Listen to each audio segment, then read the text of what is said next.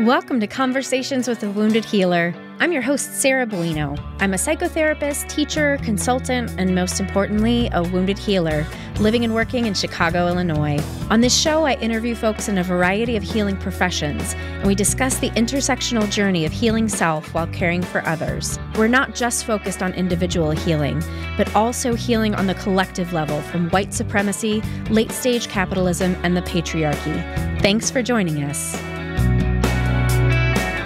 Hello, everyone. Welcome to another episode of Conversations with a Wounded Healer.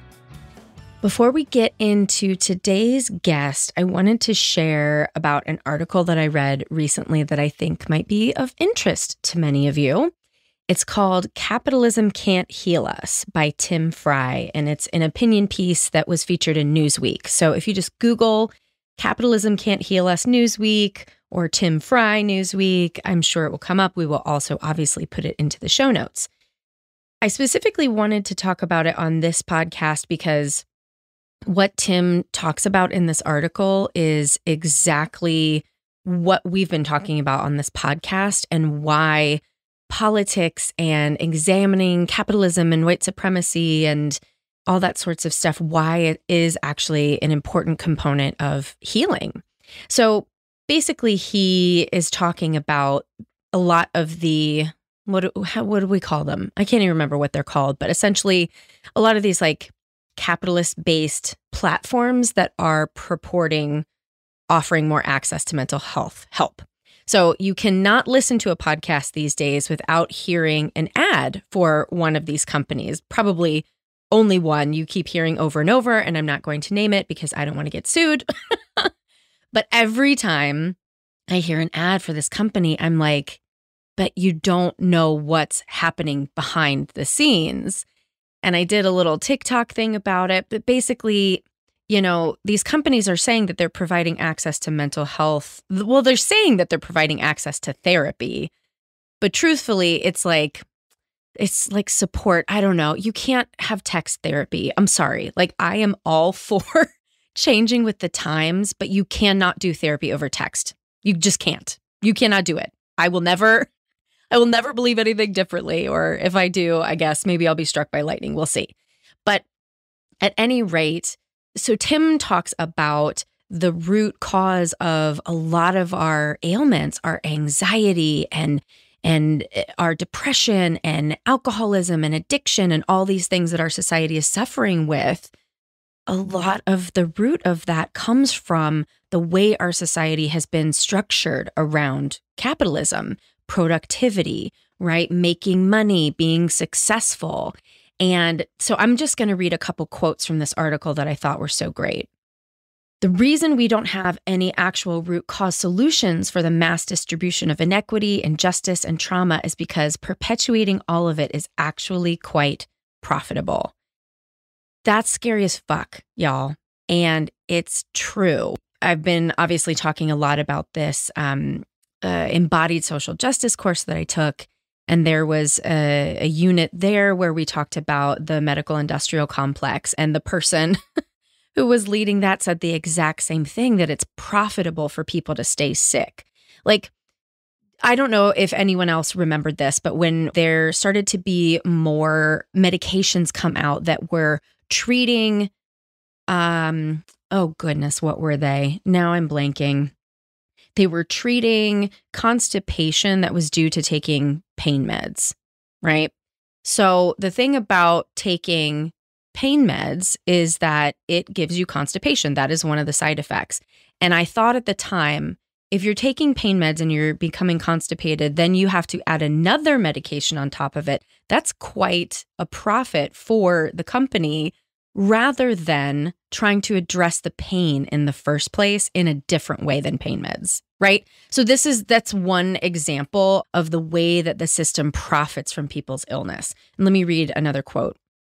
We need to start asking ourselves why we need so much therapy, self-help, medication, and healthcare to begin with.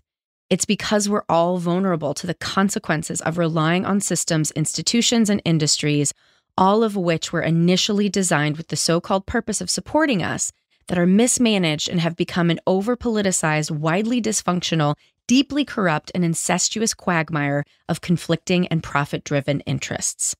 We need wide-sweeping policy, legislative, and social change that eliminates the barriers and directly addresses the historical and cultural underpinnings of America that cause us to need so much mental health care in the first place. Just as the antidote to a poison can't be more of the poison, we can't silence the reverberations of capitalism with more capitalism.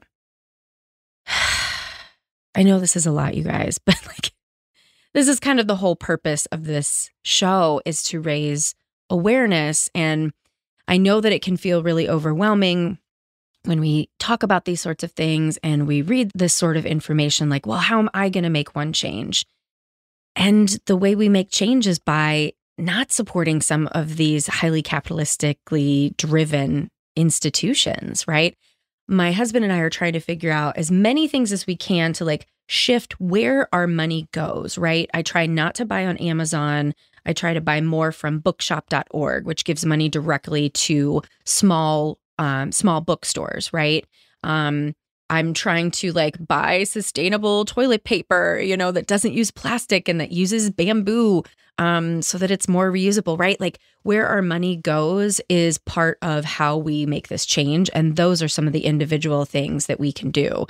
In addition to obviously voting and getting more informed and yada, yada, all that stuff that I'm sure that you are all doing and you're tired of doing, but here we are.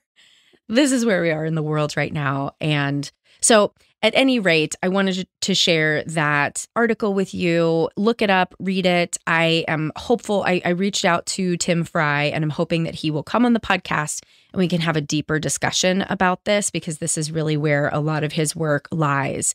And we can't heal if we're not able to get access to the resources to support our healing. And so that's what this is all about, y'all.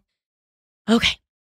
Now on to today's amazing, wonderful guest, who is now my new friend. We went out and got sushi together and saw a play, and it was lovely. I so much enjoyed spending time with her, and you are going to enjoy me spending time with her as well over the next hour.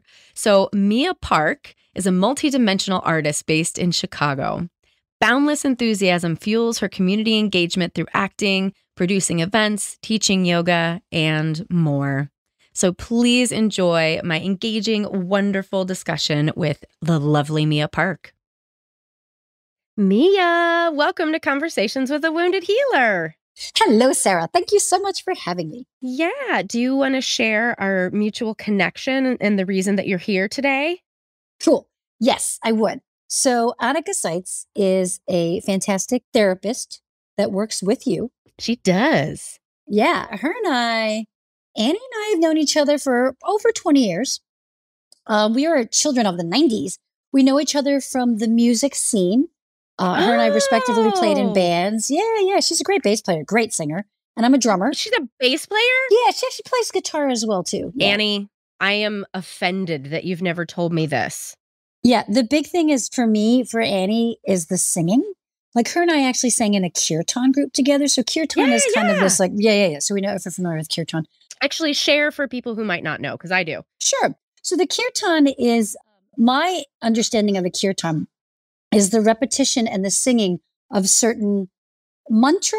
And mantra is not just a phrase that you like to repeat over and over again. Mantra is actually a phrase that's kind of given to you. Yeah. So it's kind of become something different in these days. Mantra, and also certain scriptures, poems, just basically words or phrases that have a spiritual linking, and you repeat them over and over again. And the words don't vary. The melody can change kind of, but it's the repetition of it that makes it a little bit more powerful, have a little more energy. So anyway, we've been in a couple bands together. She is great. So that's how we know each other. She introduced me to Sarah via email. I was producing an Asian American Pacific Islander storytelling event sponsored by DCASE in the City and the Chicago Libraries. And Sarah and your social media people were so kind enough to boost that signal. And that's how you and I met. So thank you. Yeah. And I can't wait to dig into it sounds like you've lived a life and you've got so many different facets that connect with healing. So I just cannot wait to hear your story. So how do you encapsulate who you are and what you do right now in the world? Yeah, that is such a great question. So I'm always looking for the common thread for all the things I do, because Mia Park does so much. Mm-hmm. And I think the common thread is connecting to something bigger than me. Mm-hmm. And even if that is an isolated event, even if that is just me trying desperately to get off my dumb phone before I go to bed, because I got to check Instagram one more goddamn time. One more time. I got best fiends that just keeps me coming back. It's horrible, right? So that is still an attempt to, even though that's not a positive behavior that I have to me, that's still an attempt to like connect to something that's bigger than me. Yeah. So that's kind of my through thread. Yeah. How that expresses itself has always been decided intuitively. Like, I ain't no 5-year planner. I don't do finances well. I don't do life planning well. I just kind of get an idea and an instinct, and then I jump in with every cell in my body, kind of with everything that I do. It's an intense way to live. It's an exhausting way to live, but I don't know if I have a choice. Right? Like, it's funny because sometimes I say that too. Like, I don't have a choice about this. We do have choices, but I'm guessing that you have a very high tolerance for fear and risk. You know, it depends. Like when it comes to relationships, and that's just in every sense of the word of one conscious being connecting with another conscious being in a sustainable way. Not even sustainable, even like, the bus driver. I work hard on relationships because they're fearful for me in many ways. But as far as taking risks that personally put myself into what may be considered like failing positions of failure or danger. Yeah, man, I just do things. I don't have that high of a risk that way. So yeah. Well, I think especially maybe theater teaches us that, right? Because you did theater as well. I still do. I just did a reading at the Goodman on Saturday. Yeah. And I'm doing a workshop at Looking Glass next week. Yeah. Yeah. So do you think for you that comes from performing that? I don't like the term fearlessness because I think that's a misnomer. I think we all have fear, but those of us who do quote unquote scary things choose to move with it or past it, right? So what do you think has contributed to your ability to have that high tolerance for quote unquote things that would scare the shit out of other people? Right. The performing, it's actually the other way around. The performing came because I can jump in and just do something. So performing, I mean, I still get scared. I still get terrified. Performing was really terrifying for me at first. I didn't started acting until I was 30. Really? It took me a while. Yeah, I started hosting this kids TV show called Chicago. It's still kind of, somehow it's this thing, even though we don't film anymore. It's on cable access and it's like this huge cult following and it's just kooky and wacky and weird. Yeah, there's a puppet, bands lip sync. We've done over 1,000 episodes. I started hosting that when I was 28. Where do we find this? Well, the only way to find it now is on YouTube. So it's the word Chicago with an extra go, and it's pronounced Chicago, or on Facebook. But YouTube's really the page. We had a website, but the guy who runs it, Jake Austin, he also does the Puppet Ratso. He's always been in his own beautifully neurodivergent, expressive way. I love it. I am too, but I mean, it's funny because you have these character people, if I can tangent for a minute. Please. Sometimes we have these character people like Sonny and Cher, or, these performers that are like these characters. So when Jake Austin, the human, is Ratso the puppet, and when Mia Park, the human, is Miss Mia, the host, it's like peanut butter and chocolate. Aww. It is like eggs and cheese. It is just hand in hand. We get together and we gel and we meld. We don't need a script. Yeah. It's just instant. And actually, Mia Park and Jake Austin, the humans, don't communicate the same way. We're just busy. But when it's the puppet and me as the host, it's pretty unstoppable. And that's a beautiful relationship that I cherish. And it's with a puppet, which is kind of great. So cool. Yeah. So back to why I jump in, because I had a highly traumatic, and trigger warning, I had a very traumatic upbringing. It was very violent. It involved a lot of things that were very intense on all kinds of levels.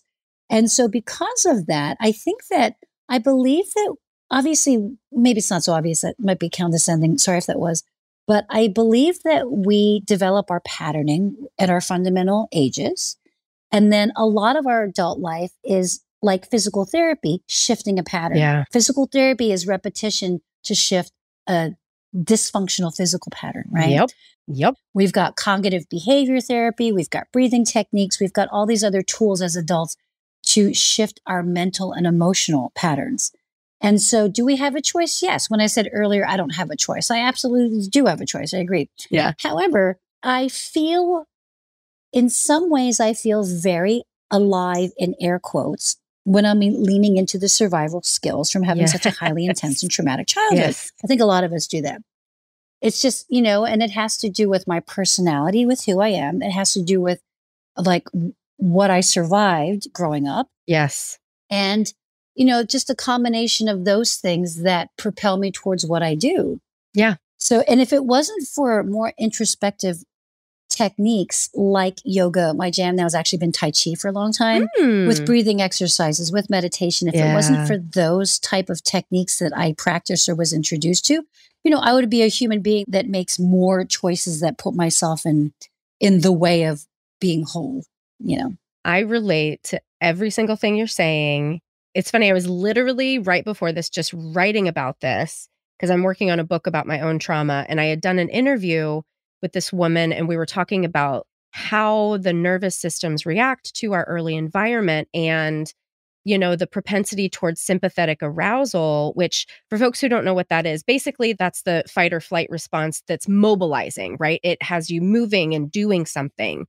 And some of us get patterned towards that, like that activation, that moving, and some of us are patterned towards collapsing and more like hopelessness and non-action, right? So everything you're saying, I'm like, yes, check, check, check, check.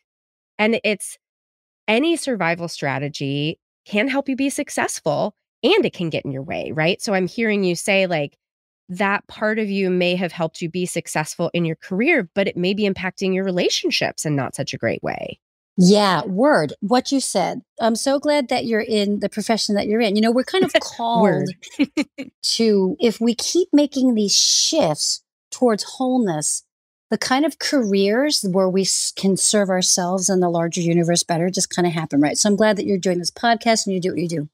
Can I just jump in real quick and mention something? So I noticed that on the list of questions that I may be asked during this very lovely freeform interview was one of like, how do you feel being a wounded healer, or how do you identify with that? And I just wanted to say that I have a lot of respect for the word healing and people who consider themselves healers.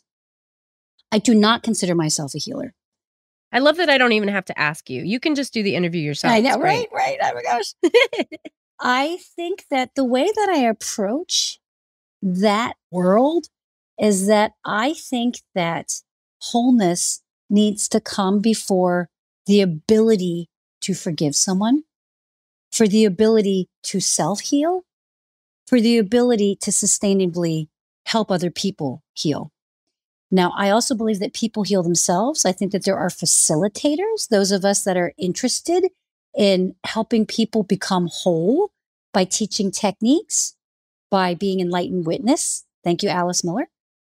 By developing our own selves in order to hold space or reflect back or provide whatever that other person needs so that they can become whole.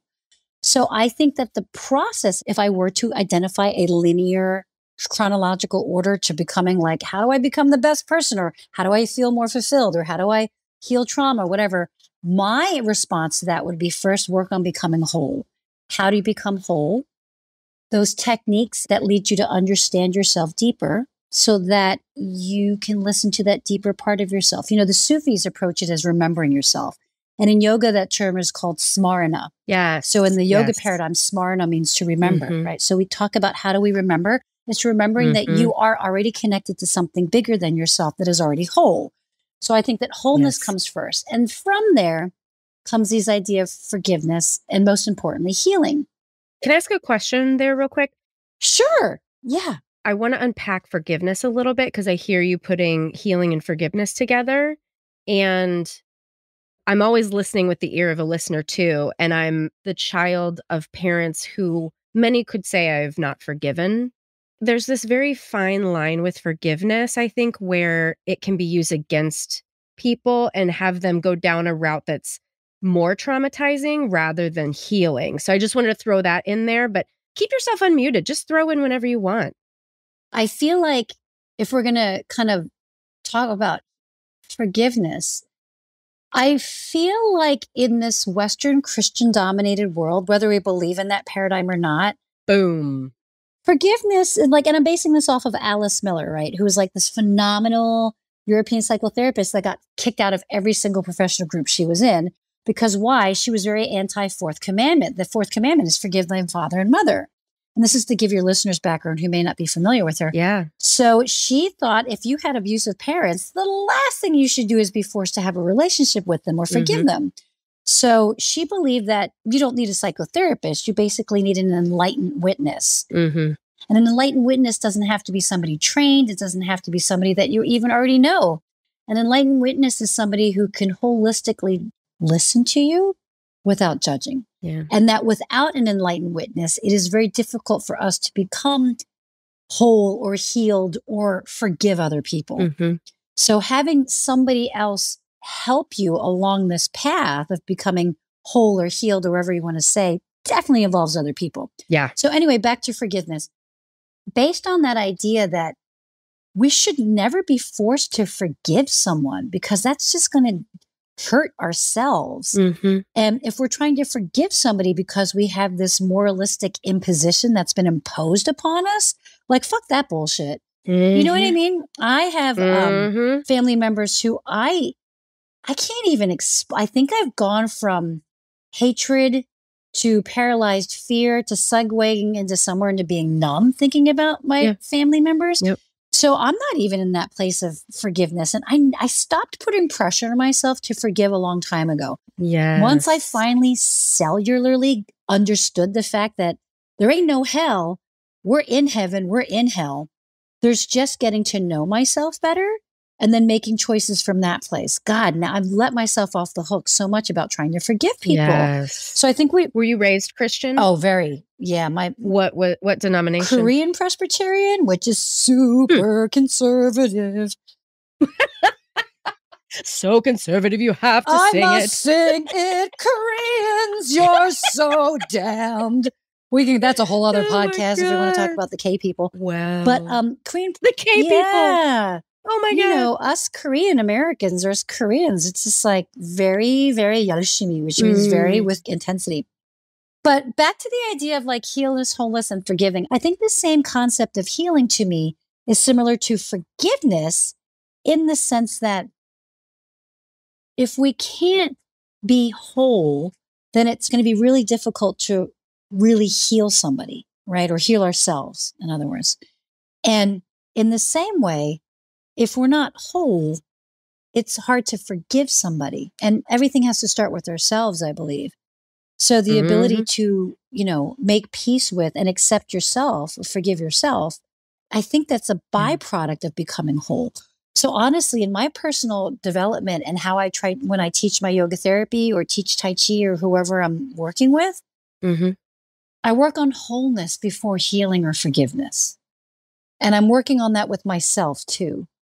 I think there's a lot of benefit that can come from thinking about, I believe that becoming whole first has to come with acceptance. You know how there's the Holy Trinity and everything, Father, Son, Holy Ghost, awareness, understanding, acceptance, all these kind of different things that we have. So I feel like the struggle is one of those triads that help us become whole, because we have to acknowledge that there is a struggle. There's pressure in life, and the struggle's not bad. Like you said, the struggle helps us develop. That's being human. I also feel like there's an acceptance that needs to happen. And this is where I segue in forgiving. Like if you can accept the fact that you are angry at somebody, or accept the fact that maybe you're not as whole as you want to be or who you think you want to be, the struggle is real and it's already there. We're all already struggling. But I think accepting is a hard part of that struggling. I mean, like really cellularly accepting yourself and accepting situations. Yeah. Right. Like there's the acknowledgement of the situation, and then there's how you relate to the situation and how you relate to yourself relating to the situation, right? Because you can just have anxiety, but then you can also judge yourself about having anxiety, which makes it compounds it. Compounding is the thing, right? I love that you just said compounding. That's such a great word to express what we're talking about, because we talked about these patterns that we're in, Wouldn't it be easy if it was just one pattern? There's like a bajillion patterns overlapping, making this giant, like, what did you call that thing with the pens that go round and round in circles? Stenograph? Spirograph. Spirograph. So like existence are all these patterns spirographing on top of each other, and most of them are dysfunctional. Yep. Right? Or dysfunctional to a level. Right. So like the pen gives out, or then the pen is stronger, and then it becomes like a gobbledygook. And it's not just 2-dimensional, it's like 14-dimensional, right? You just pick something up and you look at it. So I think with that graphic or this some symbolism, I think one of the beauties of understanding being human too is that, I'm talking about wholeness, and that I don't think that healness can happen unless you're whole. And I think that healness and forgiveness are byproducts of becoming whole. I think that part of the beauty and struggle of being alive is that we never actually become whole. We work towards it, and we should, because that's a deep spiritual practice. But it's kind of like in the body homeostasis. The physical body's constantly struggling to get to homeostasis, a state of balance. Yep. The moment we are born, it never, ever gets there. The body is never balanced. We are never going to be whole.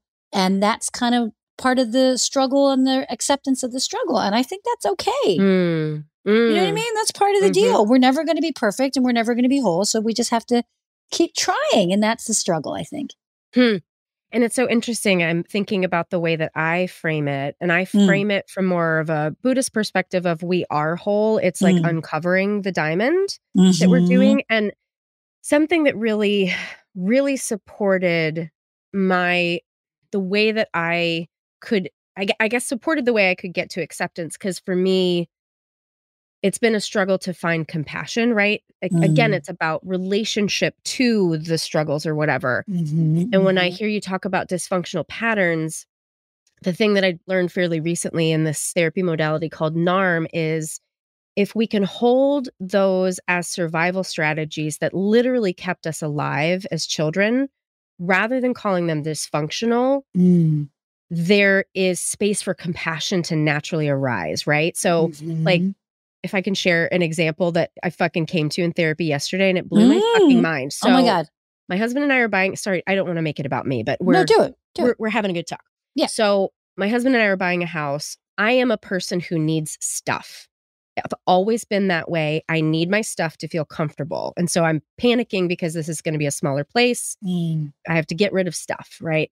So I'm talking to my therapist about this, and I'm like, there's something about comfort. There's something visceral. There's something pre-verbal. I don't know what it is. And as I'm just saying, I don't know what it is, and she's, kind of guiding me to be with my body, I had this, not really a memory, but more of a body memory. And having seen a picture of when I was a child, and a child enough to be in a crib, so definitely pre-verbal, I was going to be bow-legged. And so my mom put me in these shoes that had a bar in between the shoes that would keep my feet straight. And I had to wear them even sleeping so that my body would grow, quote unquote, correctly. And instantly I was like, holy fuck. So this whole like rigidity that I have about comfort and having my stuff and all of that, it comes from that. No wonder that survival strategy developed. And no wonder I struggle with that now. And so now, like having that awareness, I can have a different relationship with that, what I have always called rigidity and that need for comfort. Isn't that just like fascinating? That's amazing. Yeah, I'm super down 100% on what you're saying about it's about relationships. And the first one's with ourselves and our relationship to the anxiety. I love hearing that you have such a healthy, welcoming relationship to this memory. That's so fascinating about like you were literally bound. You know what I mean? Like from a very fundamental patterning age, like you were literally bound. Yeah. Because it was good for you. And who knows? It probably, who knows what your physical body would have been like if you weren't bound, right? Exactly. But you're just putting, oh, wonderful. Isn't that fascinating? So fascinating. Hello, everyone. I'm interrupting this amazing conversation with an invitation and request. I can't believe it, but Conversations with a Wounded Healer is nearing our 200th episode. And if you've been with me for a while, you know this podcast has been an instrumental part of my own healing journey. And I'd really love to hear more about how it's been a part of yours. So for our 200th episode, I'd love to include your voice. Just go to speak-2.us/convos with a wounded healer, and you can leave me up to a 60-second voicemail about how this podcast has impacted you. And for our 200th episode coming up in November, I'll include your message. If you don't want to share your voice in particular, but want to drop us a message anyway, you can email assistant@headhearttherapy.com, and I'll read your message as part of this special celebration. I can't wait to hear from you. One thing I wanted to jump back to in what you said about we're already whole, word. So like if I had to believe in a spiritual paradigm, it's heavily influenced by Tantra and not like what Tantra thinks is like staying or the sexy seconds thing. Right. It's a very, very, very small part of the philosophy of Tantra. But Tantra is a Vedic. Yes. And so is Buddhism. So the roots are really the same, right? In the Vedas. Yep. So I also believe that like we are already 100% whole. So thank you for clarifying that and like reminding me that. It's a nice way to approach that. Like we talked about the Sufis remembering or yoga, smarana. Yeah. We are 100% already whole. And I think that, I guess we have to qualify everything to understand it, right? But I agree. We're already whole. It's uncovering the diamond. It is remembering who we really are already. Right. It's that. Yeah. And I love what you said about maybe shifting the language of dysfunctional. Like I've been thinking a lot about language lately and the etymological root of, so dysfunctional, like breakfast is like, you're breaking a fast. Yeah. You know? Yeah. Like dysfunctional is something that is not functioning. Right. So you're right. The dysfunctional family is still functioning. They're just fucked up. It's an adaptation. It's an adaptation, right? They're just completely fucked up. So side note, one word I thought was so fascinating, Sarah, you might dig this. The word matter means to take up space. So when you ask somebody, what's the matter? You are literally asking, what is taking up space? Wow. I know. That's no science for. That's literally science. I was like, going. Well, that makes sense, doesn't it? matter, right? Wow. What's the matter? What is that which takes up your space? Wow. Isn't that so cool? So if I think about words that way, dysfunctional as that word makes sense, but you're right. As an adaptation, I think there might be more like encouraging ways, maybe something that could be better. Yeah. How would you describe something as dysfunctional in this NARM? Yeah, in NARM, we would call it a survival strategy. Okay. And then witnessing the wisdom of the survival strategy rather than pathologizing the way that it gets in our way. Yeah. I love that. Oh my gosh. So I am having an experimental relationship with somebody right now. And the way that this is going, kinky. I know, doesn't it? It's so much more simple than that. I have this romantic interest who is currently in a place where he does not want to be monogamous. And I am currently in a place where I am uncomfortable unless I am monogamous. So monogamy is very important to me. So I'm just trying to figure out, again, back to relationships and like wholeness and forgiveness and this whole thing. It's like, let me see if I can say this in one way. So the experiment here is if I can develop an authentic relationship with this person that I want to have a very specific relationship with. So if I want to be romantic partners with this person, then I will suffer because this person will not be monogamous. And that's not a judgment. That's just a reality that I will have to struggle to deal with that. Right. Where you are. Yeah. So there's like three ways to look at this. I feel like the other option is to just not be friends with this person anymore, not know this person anymore, and continue to go where I'm comfortable, which is like, all right, I'm just going to like find some other dude that I want to be monogamous with, you know? But, and this is where the experiment comes in. I'm curious to see who I am in the middle ground. Talk about your Buddhism, right? Yes. Middle path. Yep. Can I be in a relationship with this lovely human being who I think is very valuable and not resent them because they won't be monogamous, but not ignore them because we're not doing that, so I can't be friends with you? Right. Can I possibly develop an intimate relationship that isn't romantic, that isn't sexual, with a brand new person. Mhm. I feel like these relationships, like I've got male platonic friends and we've always been platonic friends and I'm just tight homies with, Mhm. but that's developed over time and years. Yeah. So I'm kind of jumping in from the top down. Like I'm already romantically interested. Can I scale that down? Who can I be? Yeah. So I feel like a lot of that has to do with me letting myself off the hook of expectation. Mhm. You know what I mean? Like, Mhm. do I want this person to consider me a sexually desired object or a sexually desired person in order to still like me? Because that's how we started out. Right. What is my value as a person without that spectrum of relationship? Mhm. So it's kind of an interesting, I hope that's informative to share, like talk about relationships and trying to feel like Yeah. whole in them, Well, it's about attachment. And I mean, I'm also thinking of, because I'm polyamorous, and since COVID, have not been participating in life that way. And something that I've learned and heard from other professionals over time is that some of us, it's a sexual orientation. Some of us are really, truly wired for that. And it's funny because in my relationship, I am definitely wired to be polyamorous. My husband is not. Mm-hmm. And so it was an experiment for us to participate in the world that way. And he finds enough benefit that he's fine. He's fine. But it's so interesting how, like, marriage evolved out of the patriarchal need to keep tabs on like women. And it's so funny that marriage and monogamy go together because truly they have nothing to do with each other. They really don't. I mean, marriage is like a contract with the state, and fuck the government being at my ass anymore than it is already. That being said, I would define myself as a socialist Democrat and I love libraries. You know what I'm Yes. saying? So, and I feel like, as I think both of us are, like, we identify as she, her, and, being born and raised in the feminine narrative in this country, and I'm going to say maybe even Korea, because that's the only other country I've lived in. I was born in the States, though.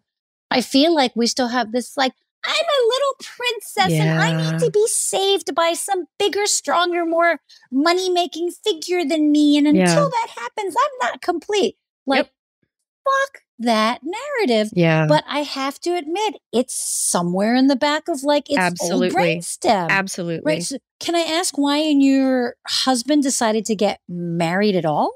I didn't know I was polyamorous before we got married. I didn't Okay. find out until I started cheating. And because I had told myself, if I find the right person, I will not be a cheater anymore. Ah, interesting. And then, so of course, I cheated. And then I just thought, oh, he's the wrong person.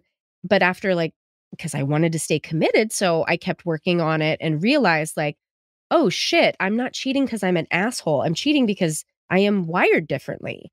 And he was willing to go along with that journey. And like I said, don't worry, ladies and gentlemen, I have not convinced him, ladies and gentlemen, and everyone in between and outside of that. I've not convinced him. He's not doing anything against his will. He is, he is fine. Because I did worry about that for a long time. Sure, I'm sure he has agency. Yeah. He's in or he's not. He's got choice, right? Yeah, exactly. Exactly. Yeah. So, I mean, he knew I was bisexual before we got married. So relationships with women was always fine. Sure. But it was once I realized I still wanted to be with other folks too. So, yeah.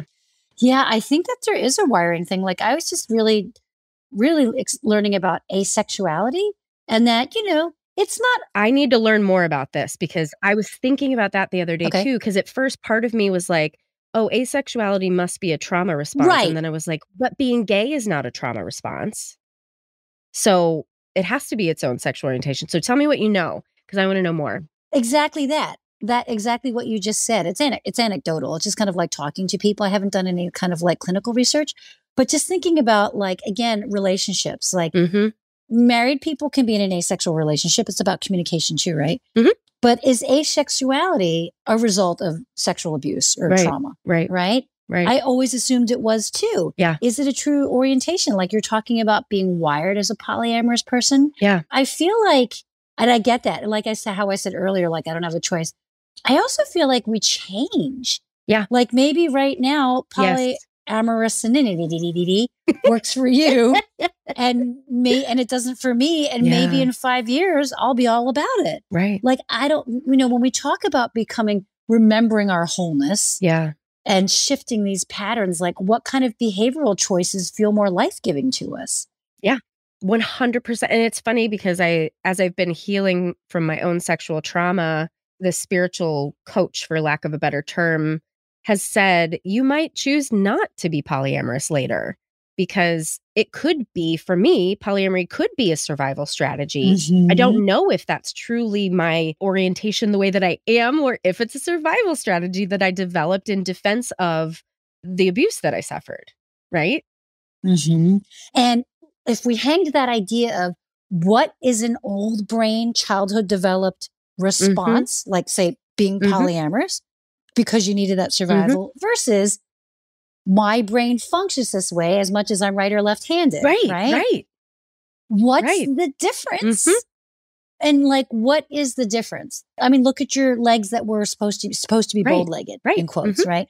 Like my cousin was born left-handed, and in Korean culture, it is very unlucky to be left-handed. Oh, right. Sinister. So he's young enough that my aunt would like hit him and make him right-handed. Wow. And I was like, glad I was born right-handed and glad you're not my mom, because that's kind of messed up. She would like smack, in Korean.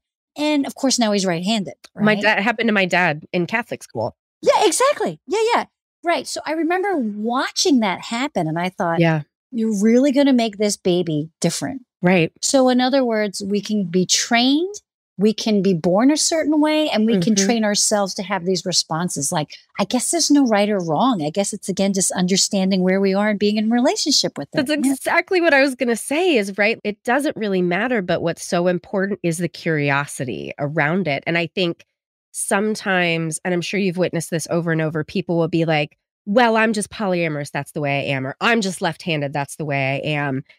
But if we're curious about why and how does it serve us and how does it not, right? Like I sometimes think of being left-handed as a disability because I have to learn how to do things differently than everybody else, right? I mean, it's not really, I don't want to diminish real disabilities, but it's different, right? And yeah, I am right-handed at some things and I'm always curious, like I'm right-legged, which was really challenging in gymnastics. So I do some things the left-handed way and some things the right-handed way. It was very frustrating. Yeah. I was a gymnast too, so I get that. You were? Oh, yeah. Oh, we could talk about that forever too. Yeah, it was great. Was it abusive? Did you do that here in the States or in Korea? I'm from Philadelphia, so I did it in Philadelphia, and I made it to state regionals, and I fucking hated it. Me too. I'm so glad I was a gymnast. Yes. But I really hated it. And so I blew off the biggest meet of my life, and the team suffered because I wasn't there. And that's when my coach finally realized, like, maybe I should let Mia quit. But anyway. Yes. I was like 11 or 12 or something like that. What about you? I quit when I was 11. Yeah. Yeah. Because I wanted to sing instead. How funny. But yeah, I feel the same way. Like the foundation of body awareness and I guess, what is it, proprioception, like how you move through space. There's nothing better, I think, than like setting someone up to be able to like move through space and feel like they are in command of their body. And it's an abusive system. It's an abusive system. And the irony is that, like maybe like you, I was being sexually abused while I was training in gymnastics, not in the gymnastics context, though, in a different format. So I do agree with you. Having that agency to be in your body, especially being young and strong, right? Children's bodies are just like awesomely strong and just open. Having that dual thing going on of like, this is happening to me in my body, but I'm also developing strength and agency in my body. Wow. I think that those two are really powerful tools.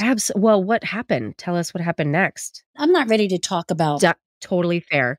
Totally fair. But I've spent a large part of my adult life being in my body. And I think a lot of that was because, of the abuse. Yeah. So from gymnastics, my father was a martial arts guy when I came to this country.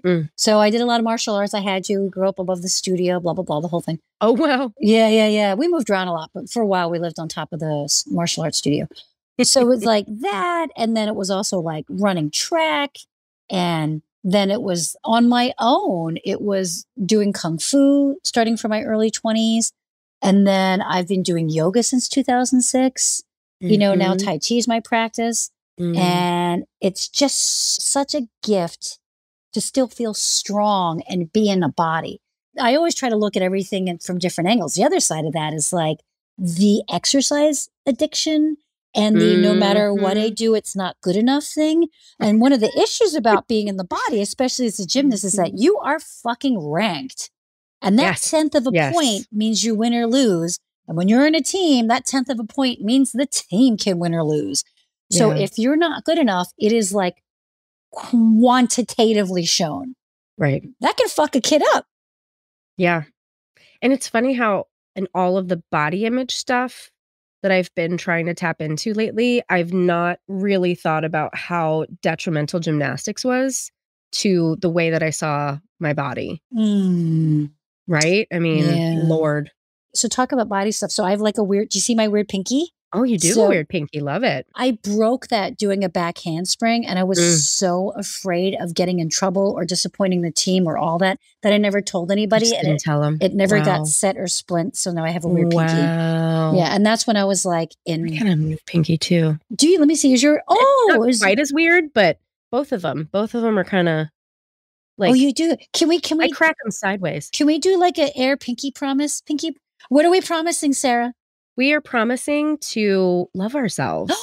Air pinky promise with Sarah. Air pinky promise with our weird pinkies. I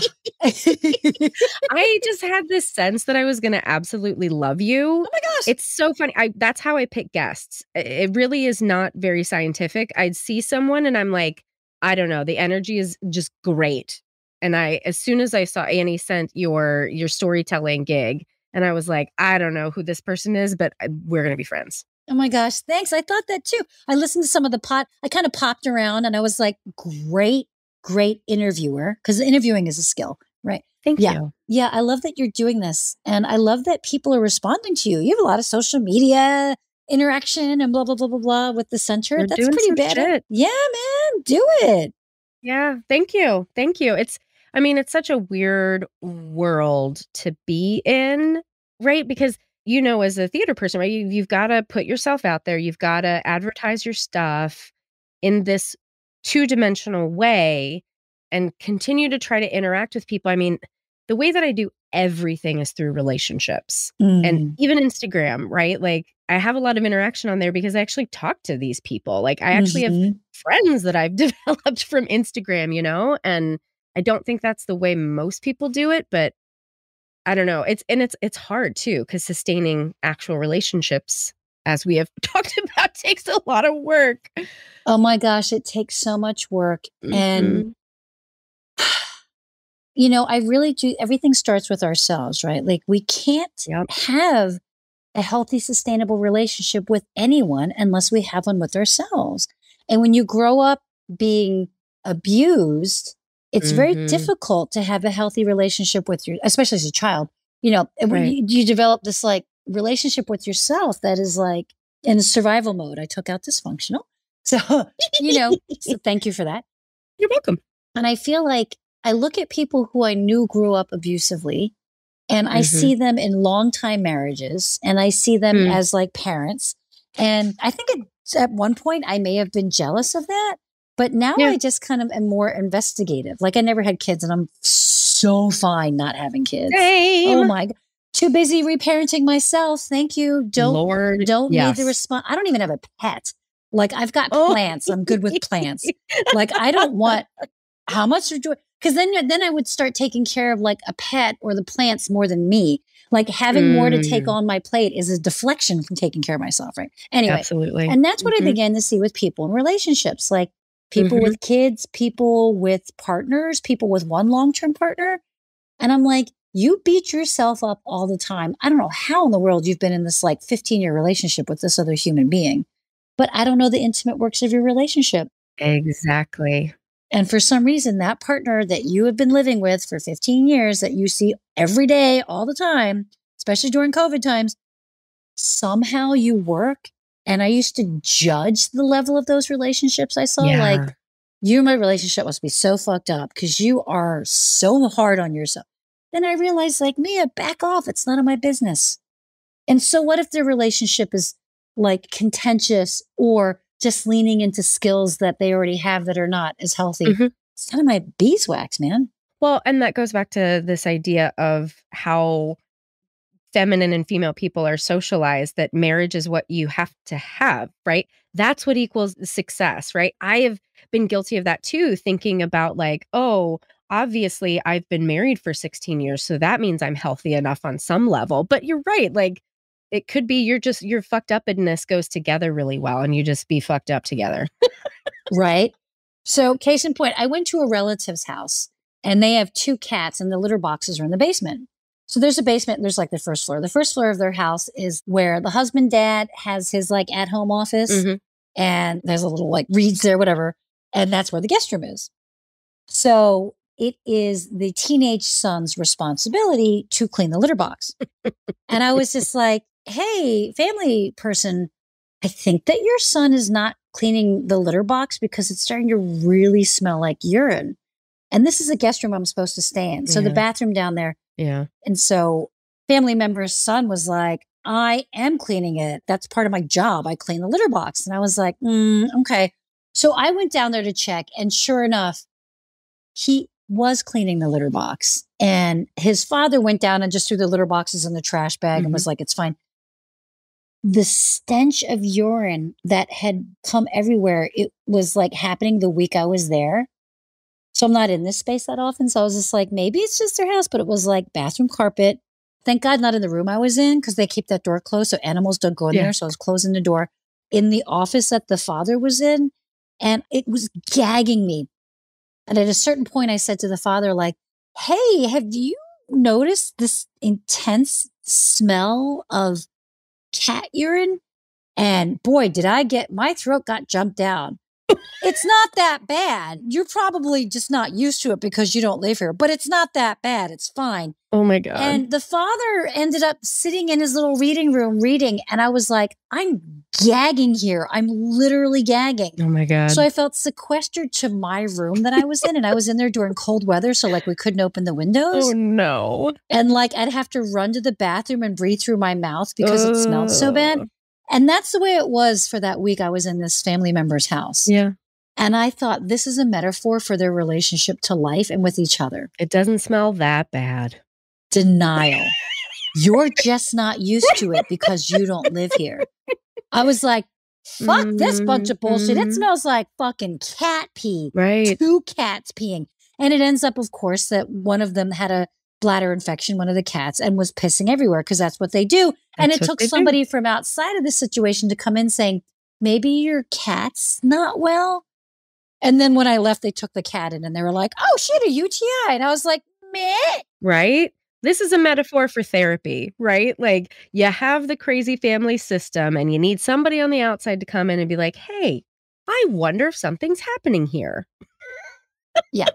And to the level of whatever defensiveness those people need to be in. But, right. You know, whatever. Just thought that was an interesting thing to share too, because again, relationships, you can't judge. No idea what's going on in them, you know. But you can judge the strength of cat piss.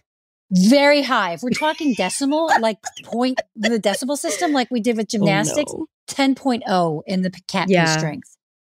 Gold Olympic medal, quadruple double twisting backflip off the balance beam level, cat piss. Cat piss.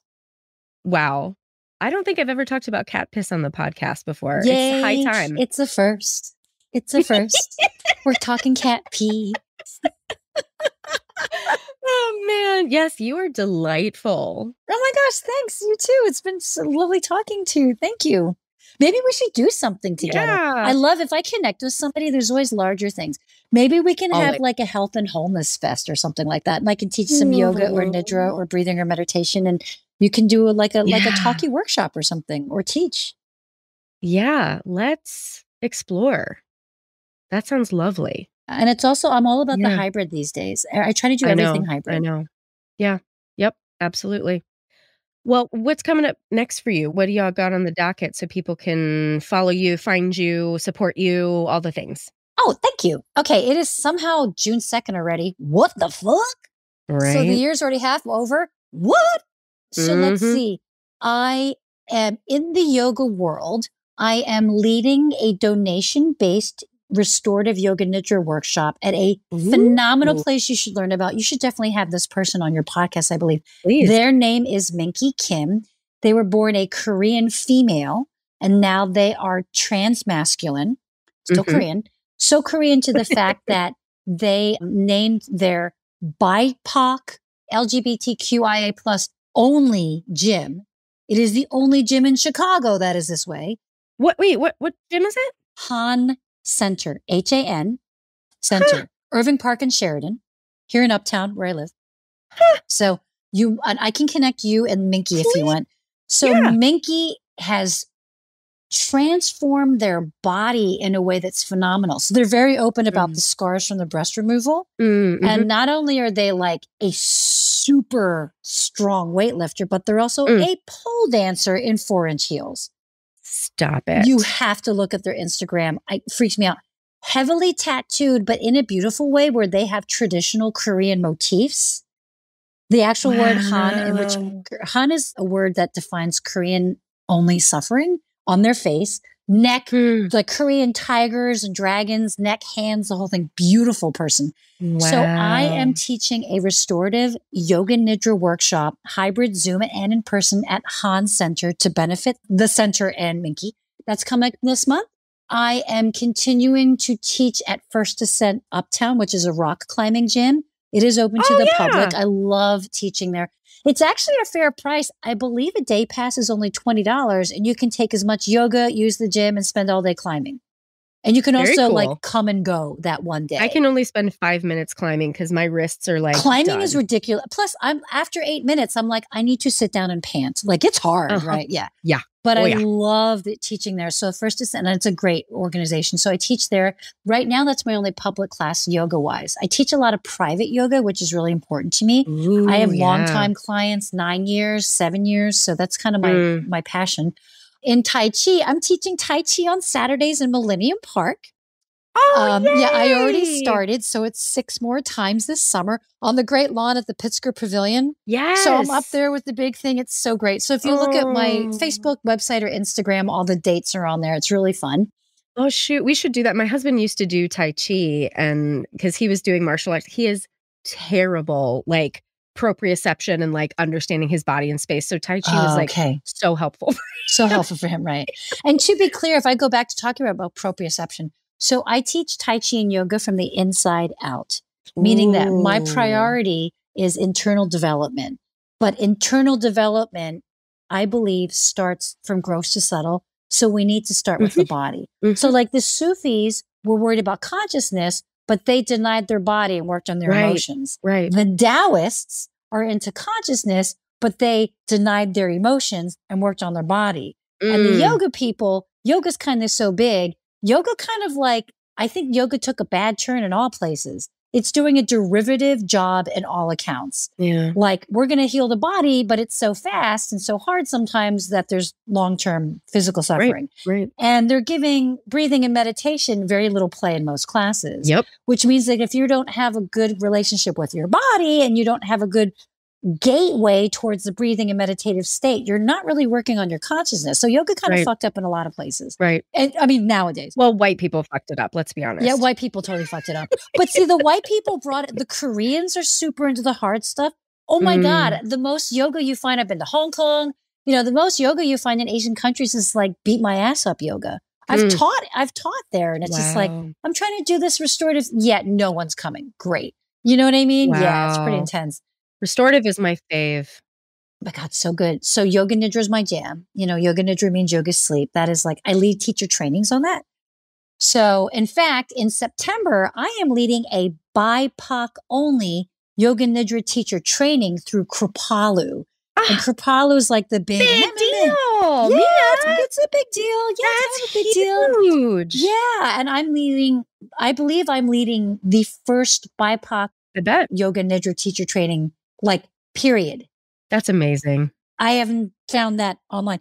In fact, my long-term goal, honestly, is to lead the first BIPOC only 200-hour or 500-hour teacher training. Yeah. Because I haven't found that. You know, I'm like 500-hour EYRT, YASAB, whatever all the fucking bullshit things are with Yoga Alliance. So I can. It's a lot of infrastructure. Anyway, so more that I'm doing. So yeah, Tai Chi Saturday mornings, the Restorative Yoga Nidra at Han Center in June. I am also doing it's a private, but I'm doing a new play development at Looking Glass Theater for 2 weeks starting next week. I just did a reading at the Goodman on Saturday. I perform in this flash mob dance group called Ajuma Rising. So an Ajuma is a Korean auntie that you can kind of see. They usually have tight perms and giant visors and clothes that don't match and a fanny pack. And they usually walk very sharp elbows.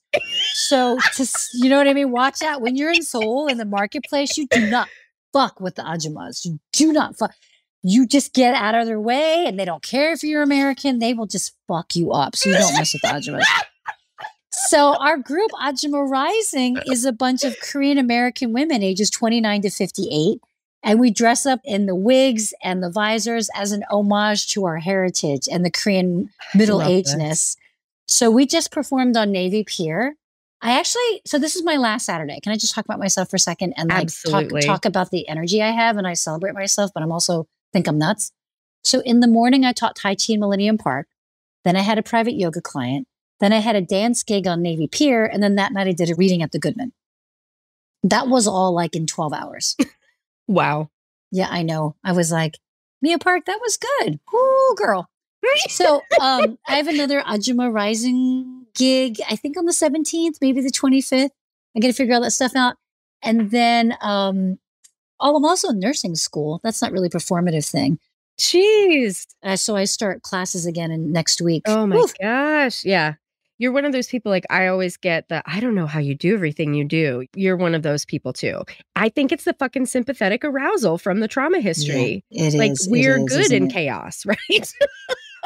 Yes. And talk about like, do I have a choice, not have a choice?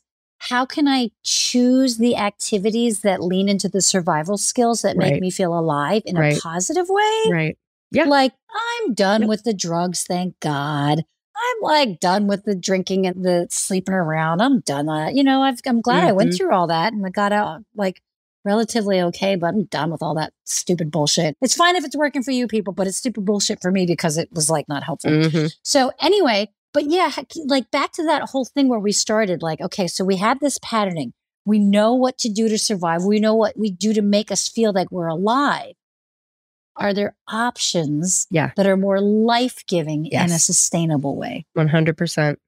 Right? Yep. Like during this podcast. Yes! Sorry to scream in your ear, everybody. I'm just so excited.